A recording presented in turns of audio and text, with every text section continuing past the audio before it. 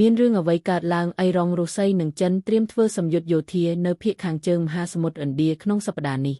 តេហេរ៉ុងប្រព័ន្ធផ្សព្វផ្សាយអេរ៉ុងបានរាយការណ៍កាលពីថ្ងៃអាទិត្យកន្លងទៅថាកងទ័ពជើងទឹកអេរ៉ុងរុស្ស៊ីចិននឹងធ្វើសម្យុទ្ធយោធារួមគ្នានៅឯឆ្នេរសមុទ្ររបស់អេរ៉ុងក្នុងសប្តាហ៍នេះដើម្បីជំរុញកិច្ចសហប្រតិបត្តិការនេះបើយោងតាមការចេញផ្សាយដោយទីភ្នាក់ងារសារព័ត៌មាន AFP នៅថ្ងៃច័ន្ទទី10 ខែមីនាឆ្នាំ2025ទីភ្នាក់ងារព័ត៌មាន TASS រាយការណ៍ថាសម្យុទ្ធនឹងចាប់ផ្ដើមនៅថ្ងៃអង្គារសប្តាហ៍នេះក្នុងទីក្រុងកំពង់ផែឆេបេហាដែលស្ថិតនៅភាគអាគ្នេយ៍ប្រទេសអេរ៉ុងលើឈូងសមុទ្រអូម៉ង់ប៉ុន្តែមិនបានបញ្ជាក់ថានឹងបន្តរហូតដល់ថ្ងៃណានោះទេនាវាចម្បាំងនិងនាវាអង្ការប្រយុទ្ធនៃកងទ័ពជើងទឹករបស់ចិនរុស្ស៊ីក៏ដូចជានាវាចម្បាំងនៃកងនាវាចររបស់កងទ័ពជើងទឹកនិងកងកម្លាំងឆ្មាំបដិវត្តន៍អេរ៉ុងត្រូវបានគេរំពឹងថានឹងចូលរួមដែរ